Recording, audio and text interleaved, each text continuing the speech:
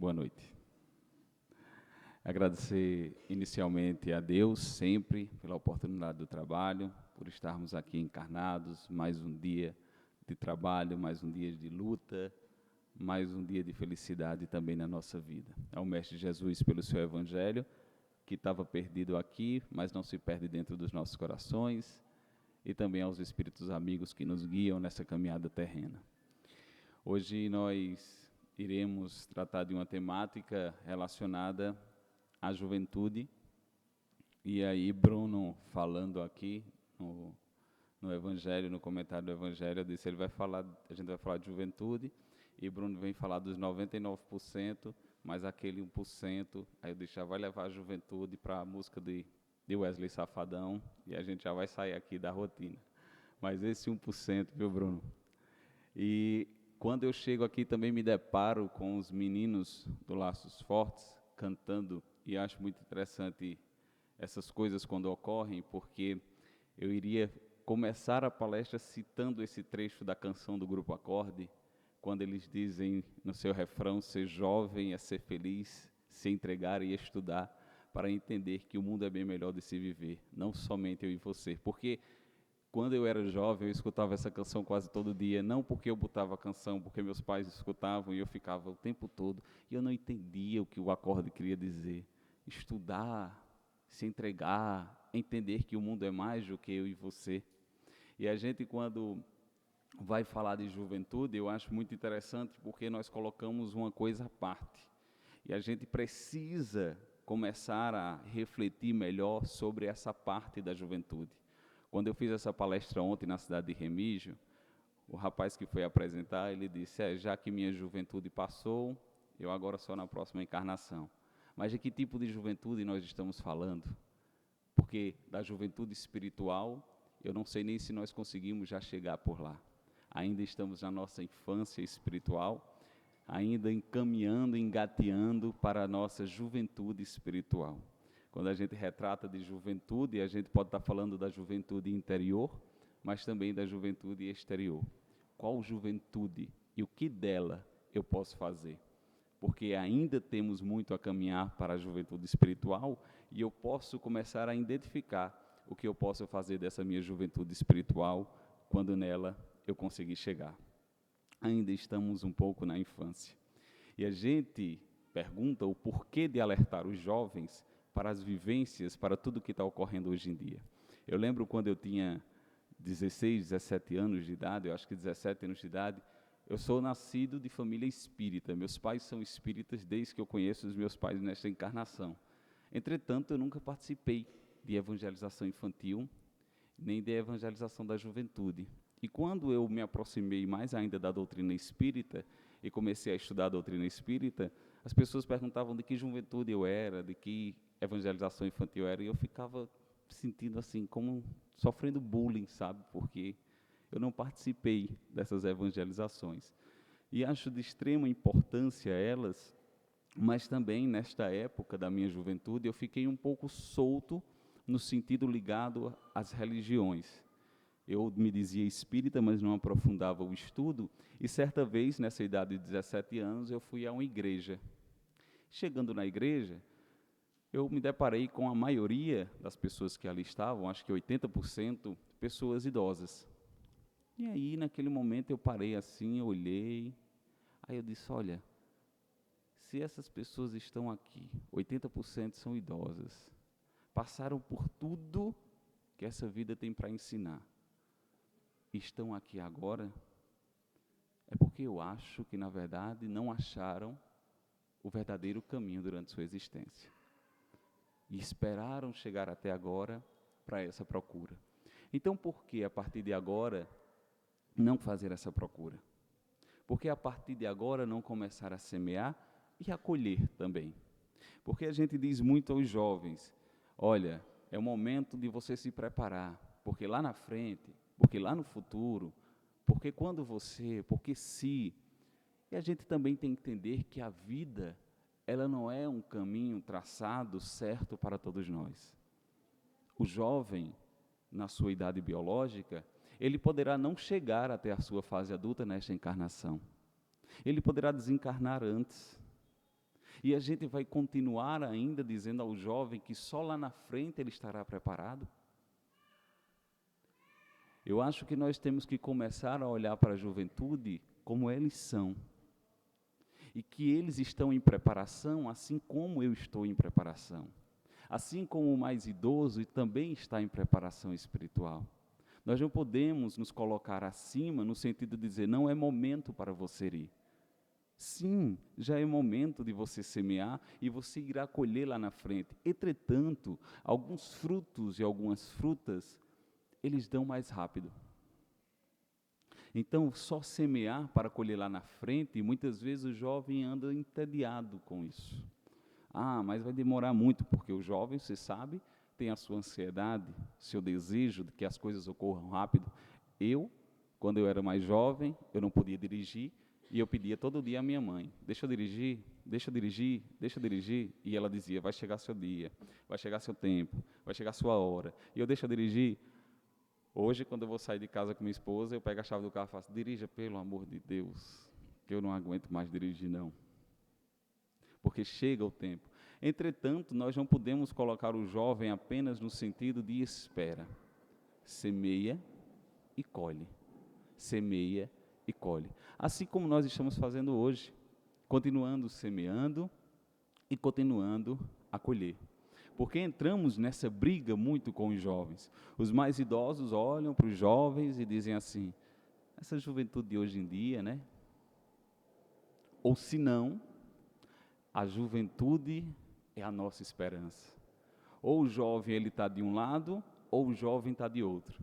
Ou a juventude de hoje em dia ela é duvidosa, ou a juventude será a nossa esperança. E o jovem no meio disso tudo diz, certo, e qual é o caminho do meio para que eu possa ir? Escutamos às vezes as pessoas olhando para o jovem e dizendo, essa tua juventude não é boa não, boa era no meu tempo. Teu tempo hoje.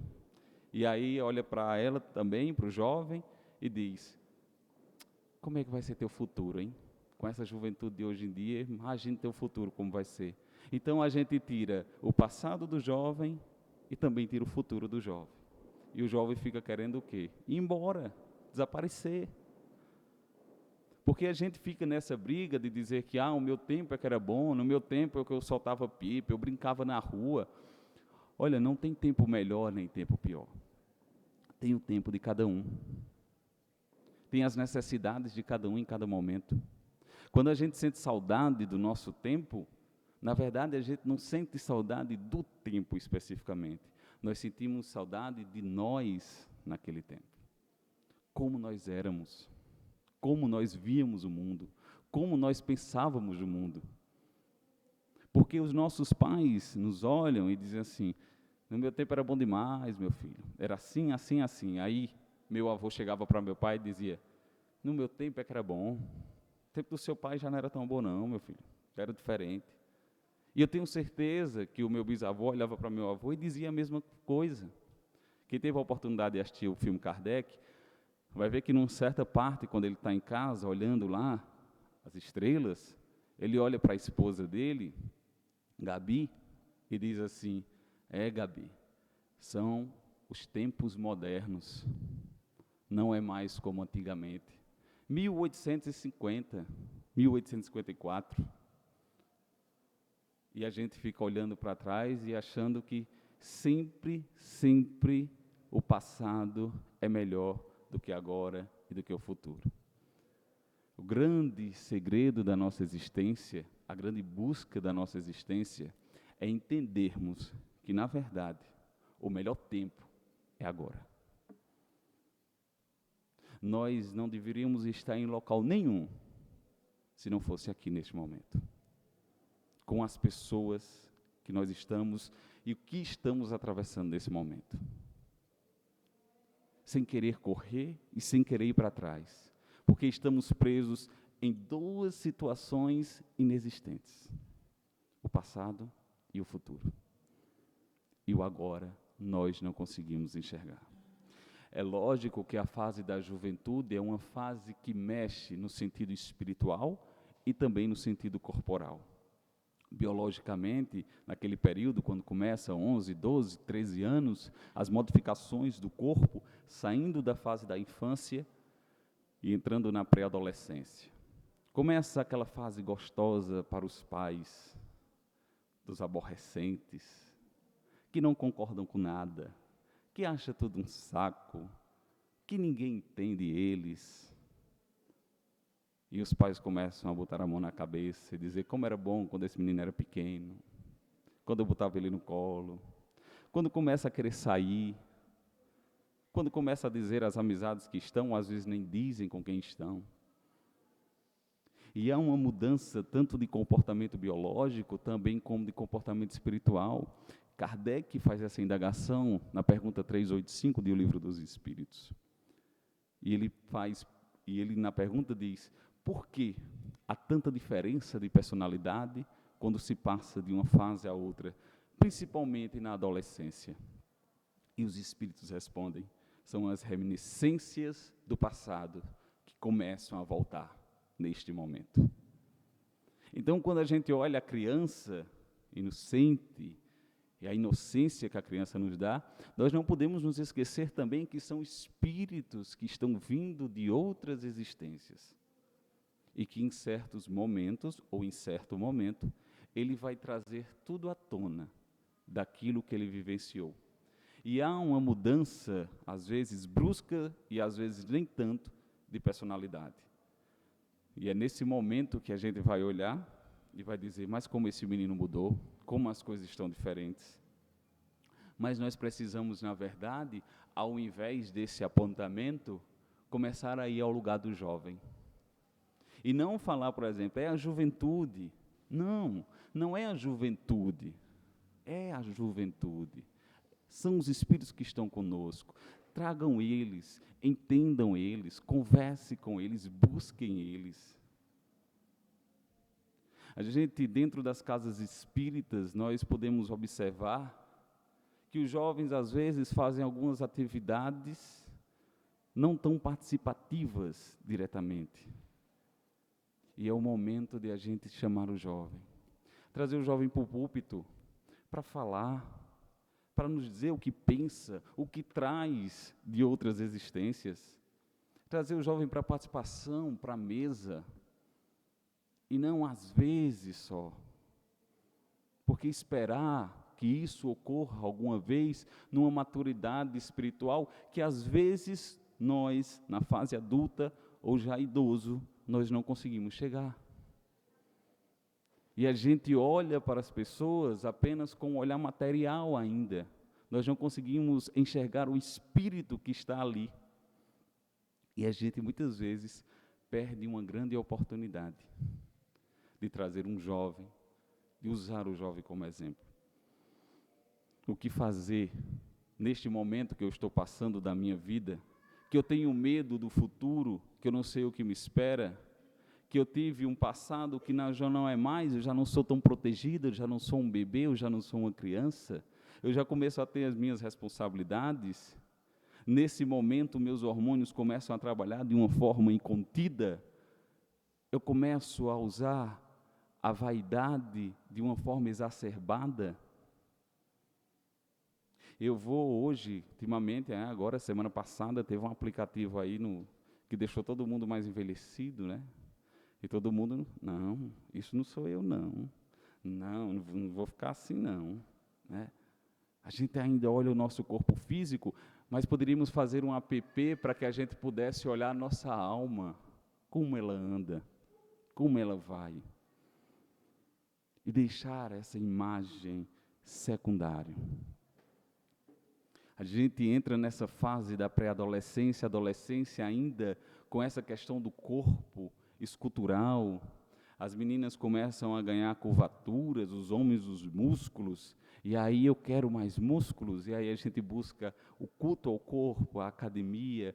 As mulheres começam a se ajeitar, depilação, sobrancelha, cabelo, mechas, olhos, e assim vai, unhas, que não é algo a ser reprovado. Claro, é um cuidado natural que se tem, mas e a limitação até isso? A comparação que eu começo a querer ser igual ao outro jovem, porque naturalmente o jovem começa o tal do efeito manada. Se a galera está fazendo, é porque é bom. E eu começo a seguir. E eu começo a fazer do mesmo jeito. Porque senão eu não sou aceito. Senão eu não me sinto vivo e eu não me sinto útil. E eu preciso seguir todos que estão fazendo a mesma coisa. E romper com isso é uma dificuldade enorme para o jovem, porque ele começa a nortear a sua vida pelo outro. Ele perde as suas principais referências, porque os pais naquele momento parecem para eles adversários. Eles não conseguem se conectar e ele procura outro norte e outros líderes. E a gente diz assim ao jovem: o que é que você quer da sua vida?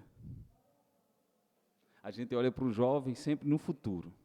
A gente nunca enxerga o jovem do presente, desse momento. A gente nunca pergunta para o jovem assim: o que é que você está fazendo agora na sua vida?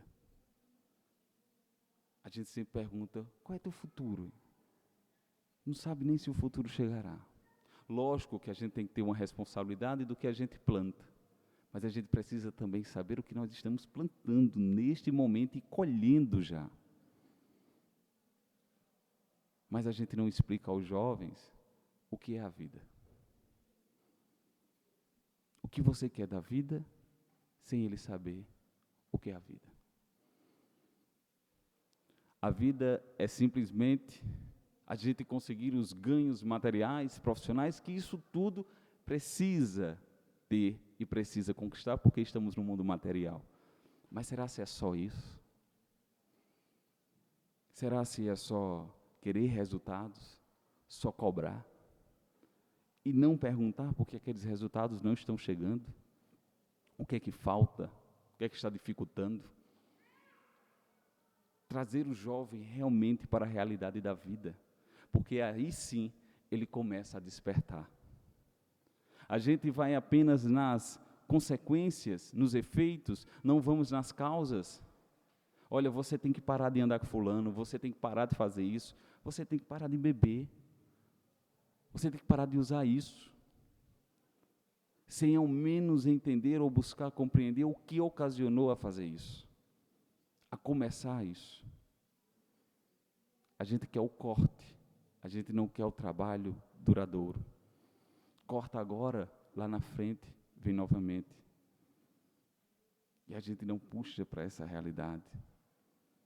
A gente sempre quer que o jovem seja perfeição e às vezes o que nós não fomos, nem conseguimos ser.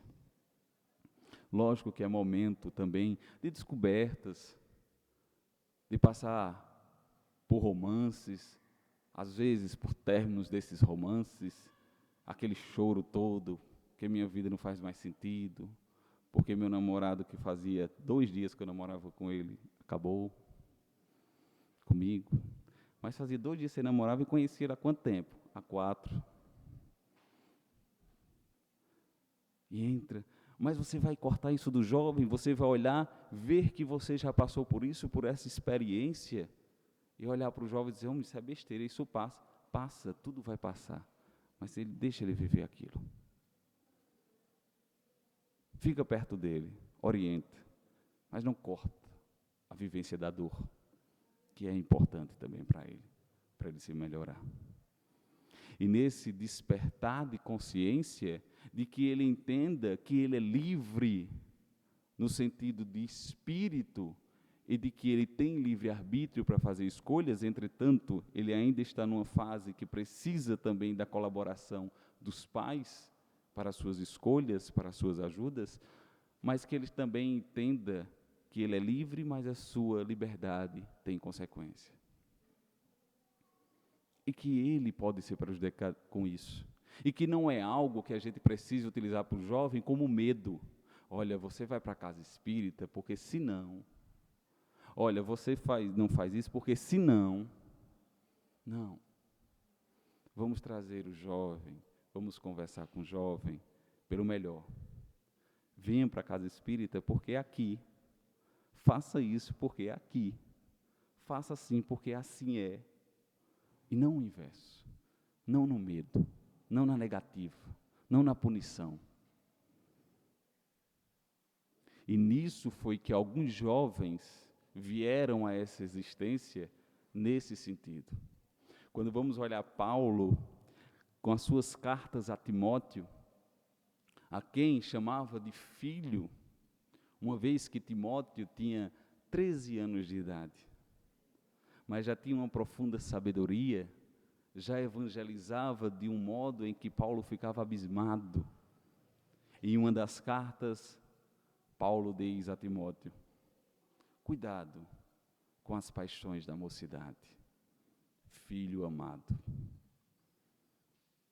Olha como um pai se reporta ao filho, do seu potencial que ele sabe que Timóteo tinha, mas não deixa de alertar para as dificuldades da mocidade. Um jovem de 13 anos que vai em busca de semear o Evangelho. Francisco de Assis, rico, que em certo momento encontra um profundo vazio dentro de si, aos 20 e poucos anos de idade, começa a construir a igreja que lhe foi dita. Abnega de tudo e vai viver em benefício do outro. O próprio jovem Galileu, como está na música do Padre Zezinho, o jovem que trazia aquele espírito iluminado. A própria jovem Maria de Nazaré, que aos 14 anos de idade aceitou a missão de colocar no seu ventre aquele espírito mais elevado que aqui passou. Os jovens que vieram fazer história aqui, o próprio Chico Xavier, que utilizou da sua juventude em benefício do outro. E aí a gente pode dizer assim, muitas vezes falam: ah, mas isso são espíritos iluminados, são espíritos avançados. Aí diz isso na frente do jovem, né? Aí o jovem diz: ah, então eu não estou nessa gama aí não, então isso não é para mim não. Não, é sim. É sim. Porque se nós estamos aqui é porque nós vamos nos elevar. E a gente vai se elevar com os nossos atos, nós não viemos prontos. Se a gente for olhar à volta do que nós temos e tantos jovens que contribuíram para a mudança da humanidade, Louis Braille, que no século XIX, aos 3 anos de idade, sofreu um acidente na fábrica do seu pai, ficou cego de um olho.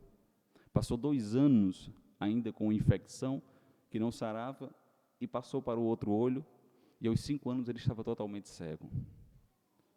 Foi aos 10 anos estudar numa escola especial, onde haveria um método para que essas pessoas com deficiência visual pudessem estudar e entender melhor. Mas ele aperfeiçoou aquele método, utilizando os pontos que não existiam, e a partir daí criou um sistema universal, que todos os deficientes visuais hoje utilizam no mundo, que é o Braille. Ele tinha 12 anos quando fez isso. Quando a gente vai ver Ipsa, que era um jovem paquistanês, que aos 4 anos de idade foi vendido pela sua família para uma fábrica de tapetes, e trabalhou em regime de escravidão até os 10 anos de idade, quando conseguiu fugir, e a partir daí procurou as autoridades e começou a trabalhar contra a exploração do trabalho infantil, movimentando várias e várias nações. Malaya, que venceu o Prêmio Nobel da Paz em 2013, trazendo a sua luta diante dos absurdos do seu país, da sua religião. E hoje, quantas pessoas conseguem acesso e quantas aberturas houveram diante de um jovem?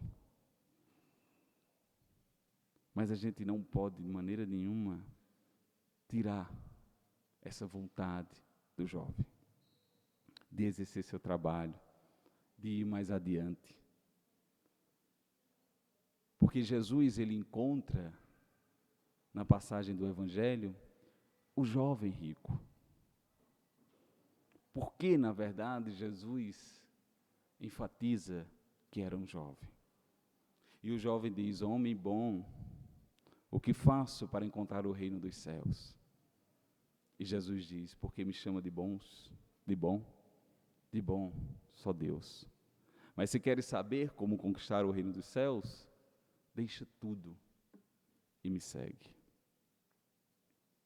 O que Jesus quer dizer não são só os bens materiais, mas o que Jesus diz é que deixa todas as tuas paixões, todas as tuas ilusões e me segue. Vê o que é supérfluo, descobre o que é necessário. Entende que nada vale a pena se é efêmero, se é rápido. Busca dentro do teu lar, com os teus pais, compreender as dificuldades que ele tem, também diante da tua idade, do que tu passas. Faz desse momento um momento de aprendizado, mas ao mesmo tempo um momento de obras.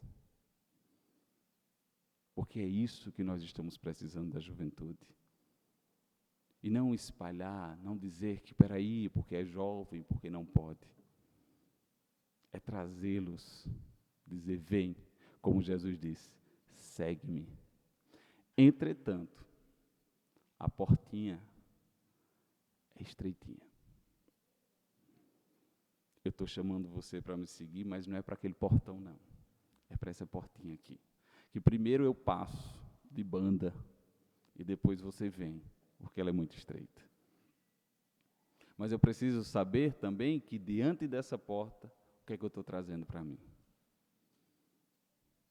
Porque essa porta larga é a porta não do demônio, não do inimigo, não dos obsessores, não.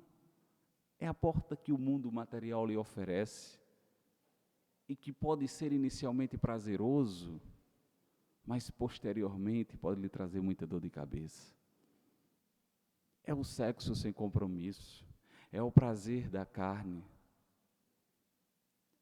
E quando a gente fala do sexo sem compromisso, nós não estamos confundindo com a sexualidade, com a energia sexual, que, como nos lembra Emmanuel, é uma energia sagrada, é uma energia movedora quando bem canalizada, bem utilizada.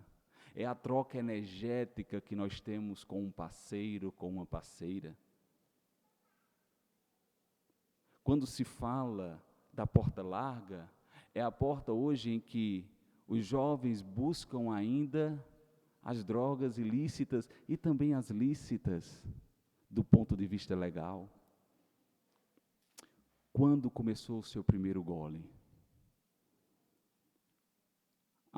Foi com a turma que anda com meus amigos, que anda com meus filhos, diz o pai, diz a mãe. Mas muitas vezes o primeiro gole começou quando ele não tomou o gole, mas quando ele viu alguém tomando o gole. E numa maneira de tentar se igualar àquele que se colocava superior a ele, ele disse dentro de si, em um dia, em um momento, eu vou me igualar a ele ou a ela. E a oportunidade chegou. E a gente muitas vezes diz, mas é algo controlado, é algo que é pouco, porque eu me conheço. E às vezes a gente não se conhece. Muitas das vezes. E começa a partir daí a entrar no estado de letargia, de consciência, porque é o que se procura com as drogas, para que a gente não possa observar o que está passando no mundo, e a gente quer um pouco sair deste mundo, mas o mundo não sai da gente, por mais que a gente ache que saiamos dele. E porque ainda se fala tanto em religião, se fala tanto de juventude dentro dos meios religiosos, e os suicídios continuam aumentando de forma espantosa na juventude. Qual o direcionamento que se está dando? Qual é a busca que se está dando dentro dos templos religiosos? Dentro de casa? Eu tive o privilégio, nessa encarnação, de nunca beber bebidas alcoólicas. Água, eu bebo. E eu sempre tinha algo comigo. Por que eu não bebia? Porque eu não utilizava. Eu não deixava de andar com os meus amigos que bebiam. Inclusive, eles adoravam que eu estivesse na sua companhia, porque eu, pelo menos, guiava eles, para eles não fazerem tanta besteira. E quando eu comecei a dirigir, aí que a festa foi maior ainda, né? Encontramos quem vai levar a gente. E passei algumas madrugadas. Se não tinha Uber na época, eu já fazia o serviço para eles. Lógico que escutando de graça e escutando muita piada, às vezes umas tapinhas na cabeça, né? Mas ia, porque eles eram meus amigos. E eu sabia que eles eram tão meus amigos que eles entendiam porque eu não queria beber. E eu respeitava eles beberem, e eles respeitavam eu não beber. Mas eu dizia, vez ou outra, a eles, lógico que eu não fazia proselitismo, deixar de beber, deixa disso, tal. Cada um tem suas escolhas, mas a gente sempre dá os alertas das consequências. Às vezes, quando eles se excediam, eu dizia, olha, ontem aconteceu isso, isso. Para, rapaz, vai acabar te prejudicando, acontecendo algo maior. Mas eu sempre pensava que eu escutava muito as pessoas procurando os alcoólicos anônimos, procurando clínicas de reabilitação, procurando se livrar desse vício. E aí, quando me perguntavam, mas por que tu não bebe? Eu disse, rapaz, tem um bocado de gente querendo sair. Se está querendo sair, é porque não é bom. Se fosse bom, a gente queria permanecer. Então, eu não vou nem inventar de entrar, porque vai que depois eu quero sair e eu não consiga sair. E isso eu levei durante toda a minha existência, respeitando muito quem seguia, quem queria, mas sempre alertando. As suas problemáticas com o mundo profissional que vem, o Enem que aparece, tem que tirar tanto, tanto, tanto, tanto, tanto e tanto.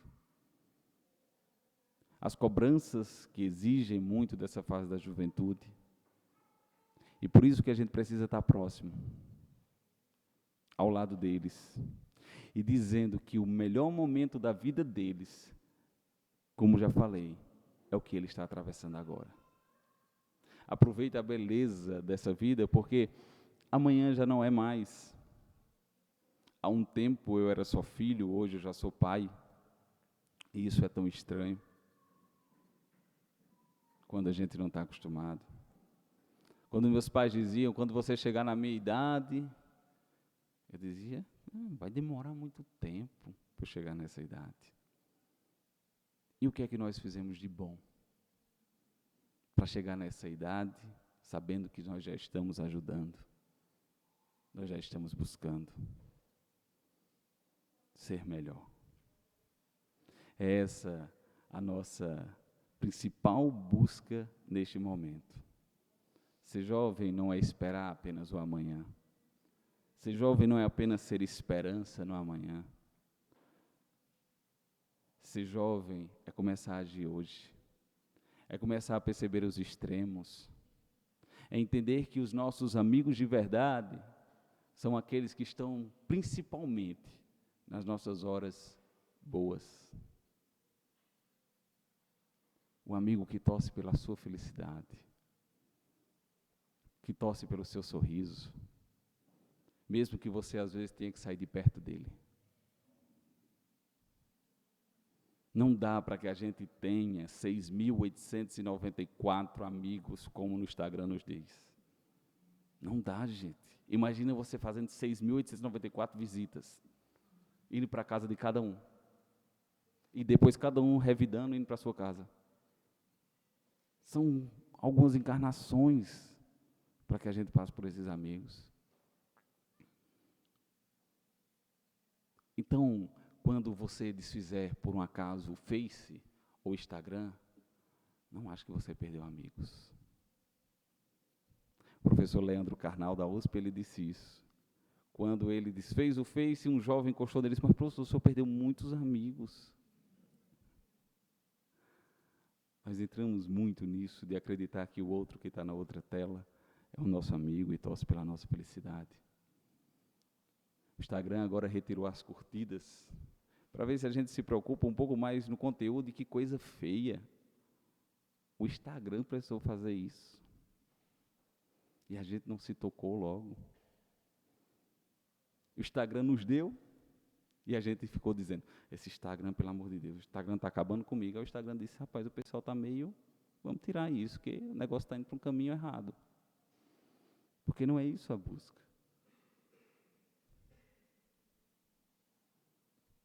A busca é olhar o outro, o próximo. Ah, mas eu sou muito novo para isso. Não. Você não sabe quantos anos o seu espírito tem, quantas encarnações você já passou. E se você está aqui agora, é hora de arregaçar as mangas, começar a trabalhar, vir, botar a sua voz, colocar para fora esse grito e parar de entrar nessas estatísticas que estão só aumentando. Vamos fazer a diferença. E a gente precisa oportunizar os jovens a fazer essa diferença. Abrir os nossos braços, sorrir e agradecer. Porque o tempo voa, o tempo passa. E daqui a pouco a gente não está mais aqui. A gente fala, certa vez eu perguntei a Frederico Menezes, Fred, e a morte das pessoas jovens, mortes prematuras?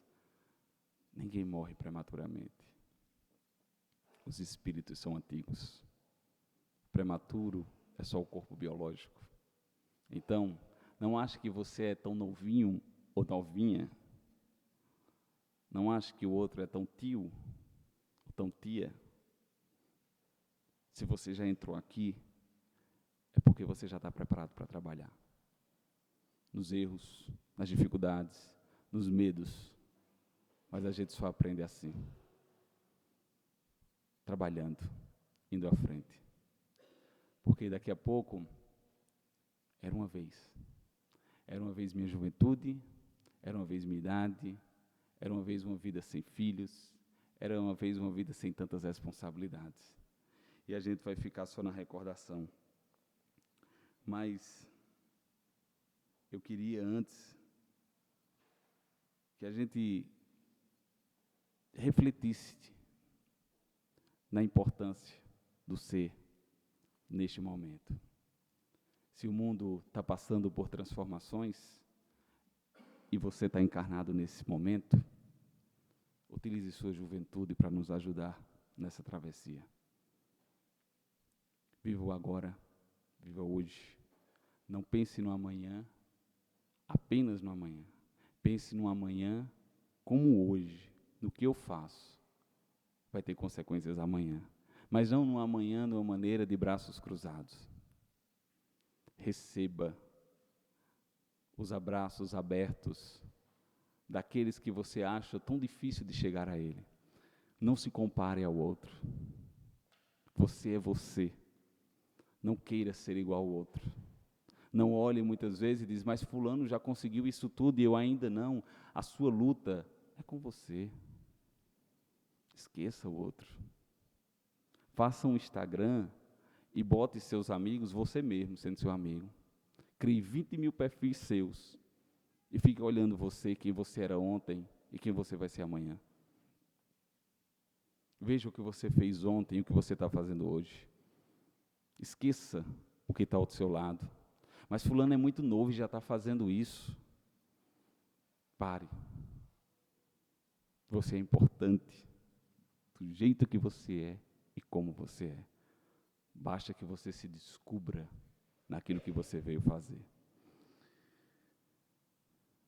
Era uma vez o dia em que todo dia era bom. Delicioso gosto e o bom gosto das nuvens serem feitas de algodão. Dava para ser herói no mesmo dia que escolheria ser vilão. E acabava tudo em lanche, um banho quente e talvez um arranhão. Ah, meus 20 e poucos anos, né? Meus 15, meus 12. Dava para ver a ingenuidade e a inocência cantando no tom. Milhões de mundos e universos tão reais quanto a nossa imaginação. Bastava um colo, um carinho, e o remédio era beijo e proteção. tudo voltava a ser novo no outro dia, sem muita preocupação. É que a gente quer crescer, e quando cresce, quer voltar para o início. É que um joelho ralado dói bem menos que um coração partido. Dá para viver, dá, meus jovens, mesmo depois de descobrir que o mundo ficou mal. É só não permitir que a maldade do mundo te pareça normal. Para não perder a magia de acreditar na felicidade real. E entender que ela mora no caminho. Olha, ela mora agora, onde você está. E não no que você pensa que um dia estará. E não no final. É que a gente quer crescer e quando cresce quer voltar ao início. Porque um joelho ralado dói bem menos que um coração partido. Entretanto, o coração partido é a dor da alma. O joelho ralado é a dor do corpo. E se a alma dói, é o momento de olhar para essa dor do coração partido, se refazer, refletir e ganhar maturidade, não apenas emocional e biológica, mas a maturidade espiritual, que faz você semear hoje, colher hoje, semear hoje, colher amanhã. Seja bem-vinda à juventude.